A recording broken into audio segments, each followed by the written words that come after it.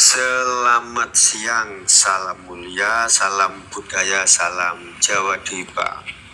Teman-teman, kali ini saya berada di Desa Batur, Kabupaten Banjarnegara, Jawa Tengah, Indonesia. Di dalam pertemuan kali ini saya akan mensejarahkan, dalam kurung membacakan sejarah tentang Nabi Muhammad SAW dan agama gunung yang dahulu kala itu ada persamaannya dengan tempat ini. Mungkin teman-teman pernah mendengar bahwa Nabi Muhammad itu katanya datang dari Jawa. Nah, dalam pertemuan kali ini nanti akan ketemu tentang hal tersebut, akan persamaannya dan sejarah sesungguhnya teman-temannya. Baik teman-teman, dalam perjalanan menuju ke Dieng, izinkan saya mensejarahkan tentang Nabi Muhammad dan agama gunung. Kansumanu adalah leluhur bangsa Jawa Dipa. Dengan berjalannya waktu, lahirlah bangsa Sang. Dahulu kala, pada tahun 1780, di Sanggotama atau Sangguh atau negeri termasyhur, itu ada seorang pemimpin yang bernama Pu Sanghai. Namun bukannya negaranya yang terkenal namanya, saking baiknya orangnya, yang terkenal malah namanya sekarang menjadi Sanghai. Pu Sanghai inilah suatu hari ketika habis waktunya di dunia, maka dipanggillah putranya yang bernama Pangeran Langit atau Pangeran Sang Yang Zikau atau Avatara Indra.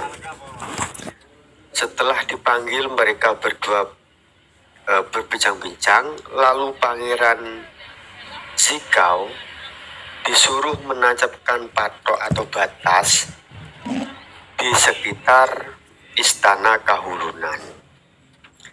Setelah selesai menancapkan batas di patok di sekitar Istana Kahulunan, Pu Sanghai itu berbicara kepada putranya, yaitu kepada Batara Indra, jika dikau ingin tetap di dunia, maka keluarlah dari patok yang kau tancapkan. Namun jika engkau mau ikut ke alam langit, maka tetaplah duduk di dalam patok batas yang kau tancapkan tadi. Kemudian Sang Yang Zika atau Batara Indra keluar daripada patok tersebut. Perlahan-lahan Istana Kahulunan bergetar tanahnya dan pergi ke langit atau naik ke langit. Yang mana setelah di langit beliau disebut penguasa langit atau Sang Yang Sukma atau Huyang Agung, yang kelak pada abad ke-7 Masehi oleh Muhammad Shallallahu Alaihi Wasallam dan orang Arab Buana, beliau dipanggil dengan sebutan Allahu Akbar. Baik teman-teman, akan segera saya bacakan kisahnya. Nabi Muhammad dan agama gunung. Muhammad Shallallahu Alaihi Wasallam adalah putra Abdullah. Beliau lahir di kota Makkah pada tahun 570 Masehi. Di Jawa Dipa pada tahun 570 Masehi, dipimpin oleh Kedatsuan Galuh, dipimpin oleh Sri Datsu Resi Guru Samara, adik dari Datsu Sri Guru Hangsabura. Datsu Hangsapura tidak berputra. Begitu juga Ratu Madang Sri Simaha juga tidak berputra. Akhirnya pemerintahan lengser ke adik Patih Madang, yaitu Samara. Datsu Samara memerintah bumi Jawadwipa di Galuh Batur, Banjarnegara, dan di barat dipimpin oleh Kabupaten Tarumanegara.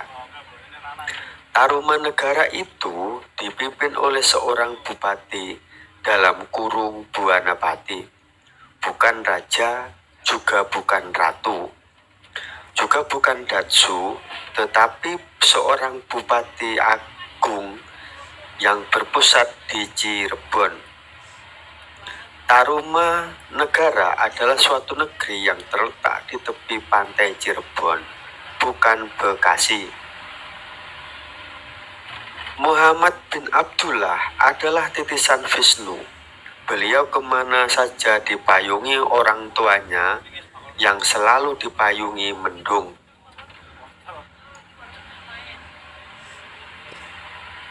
Muhammad Shallallahu Alaihi Wasallam mengajarkan agama suci budi kanung, yaitu agama garis miring tatanan atau aturan kayangan. Adalah agama gunung dalam kurung kanung, yaitu agama yang lahir dari gunung, yaitu yang disebut Gunung Cahaya atau Jabal Nur. Di gunung itu ada gua yang disebut Gahiro.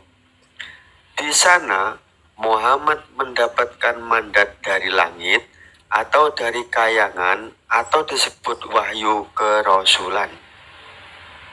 Ajaran tentang pengetahuan, aturan dalam kurung agama yang dari Yang Maha Hidup. Muhammad Shallallahu Alaihi Wasallam adalah seorang guru kerasulan. Orang-orang setempat menyebutnya seorang nabi, yaitu orang yang mewartakan wahyu ilahi. Agama yang mengajarkan tentang tunduk dan berserah diri kepada Tuhan semesta alam, yaitu penguasa langit atau penguasa kayangan, yaitu yang bihulun Allahu yang agung, atau orang Arab menyebutnya Allahu Akbar. Tunduk dan berserah diri yang disebut iman dan takwa kepada Tuhan Allahu yang agung akan mendapatkan surga mulia. Setelah paripurna di alam Madhyapada, di dunia ini, orang yang tunduk dan berserah diri itu disebut Muslim. Dan orang timur menyebutnya bukan agama Muslim atau agama kanung, bukan, tetapi disebut dengan sebutan agama Islam. Disebut agama dalam kurung ajaran. Islam itu dari dasar kata Yislam. Islam itu dari kata Yis dan Lam, yang artinya Yi dalam bahasa kanung, artinya satu, dan Lam itu adalah bahasa Sukma, yang artinya Hu dalam kurung Sukma. Jadi kata Islam atau Islam itu artinya kesatuan tentang Hu atau pengetahuan tentang ketuhanan terhadap Hu, atau disebut dengan sebutan Allahu Akbar, yaitu Tuhan Allahu yang agung. Dan yang bihulun atau Allahu yang agung itu adalah penguasa langit. Kalau orang Yawana Radia menyebutnya raja penguasa langit, atau disebut raja langit penguasa swarga mulia. Leluhur kayangan, leluhur parayangan, leluhur para penduduk kayangan, leluhur bangsa Dewani, leluhur keluarga Badra, Chandra, leluhur bangsa Jawa Dwipa pada khususnya, leluhur bangsa timur dan dunia pada umumnya. Sumber Badra Kanda dalam kurung Wisnu Badra dalam kurung Sang Yang Wisnu yang berbicara sebagai Kalki Avatara kemunculannya yang terakhir. Baik teman-teman, hanya itu yang dapat saya sampaikan di dalam pertemuan kali ini. Jadi persamaannya tentang Banjar Batur Galuh ini, atau dulu bernama Galuh Batur, Banjarnegara, adalah ketika Muhammad lahir pada tahun 570 Masehi. Di Banjar Batur ini dipimpin oleh Sri Datsu Resi Samara. Bersamaan dengan beliau memimpin di Batur Ratna atau Batur Galuh, sekarang Banjarnegara ini, di Mekah Muhammad lahir. Dan Muhammad adalah titisan Sang Yang Wisnu Badranaya. Jadi beliau lahir di sana sebagai Muhammad Putra Abdullah atau Muhammad bin Abdullah. Ahmad bin Abdullah itu artinya Tuhan yang menyerupai hambanya, dalam kurung cahaya yang menyerupai hambanya. Jadi sudah ketemu bahwa ternyata Muhammad bin Abdullah itu adalah titisan Sang Yang Wisnu sendiri yang diutus oleh Kahulunan atau langit atau Sang Yang Sukma, diutus untuk menjadi utusan di timur bagian tengah yang berbatasan dengan barat. Diceritakan beliau kemana-mana selalu dipayungi oleh ayahandanya, yaitu Dewa Indra atau Indradev yang berbentuk mendung. Jadi ini sudah ketemu teman-temannya. Ternyata Muhammad itu adalah Sang Yang Wisnu Badranaya sendiri yang menitis di dalam tubuh Muhammad Putra Abdullah. Suatu ketika tahun 631 beliau wafat, dan akhirnya sukmanya pulang lagi ke Jawa tentunya teman-teman, di Kayangan Waikunta, tempat kayangan yang tertinggi. Begitu juga ketika jadi Krishna, beliau setelah Krishna itu wafat, Krishna juga kembali ke kayangan tertinggi di Waikunta atau istana Jeruk Pura Linggapranat, sekarang menjadi desa Jeruk di Blora Selatan teman-teman. Muhammad sendiri itu lahir di era pemerintahan di sini itu di eranya Resi Guru Samara ya. Sudah sudah peralihan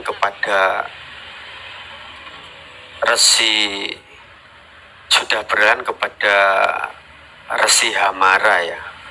Kalau tadi dari Resi Samara ke pemerintahan kepada Resi Hamara, kemudian diberikan kepada Hadiri dan Hadayun, dan setelah itu Muhammad itu wafat di sini dipimpin oleh Ratu Sanmaha. Jadi Ratu Sanmaha itu tahun 631 itu sudah 30 ya, sudah memimpin atau meratu. Jadi Muhammad itu wafat bersamaan di sini dipimpin oleh Ratu Sanmaha di mana itu, di Medang ya, di Medang Rambuana kalau nggak keliru. Baik teman-teman, hanya itu yang dapat saya sampaikan di dalam pertemuan kali ini, yang mewartakan tentang siapa Nabi Muhammad SAW yang lahir tahun 570 570 dan wafat tahun 631 Masehi, dan beliau mempunyai seorang istri satu dan mempunyai seorang keturunan putri satu. Tentunya tidak sama dengan yang diceritakan orang-orang selama ini, teman-teman. Baik dari Banjargaluh, Batur, Dieng, Jawa Tengah, Indonesia. Jas merah, jangan sekali-kali melupakan sejarah. Salam mulia, salam budaya, salam Jawa Dwi.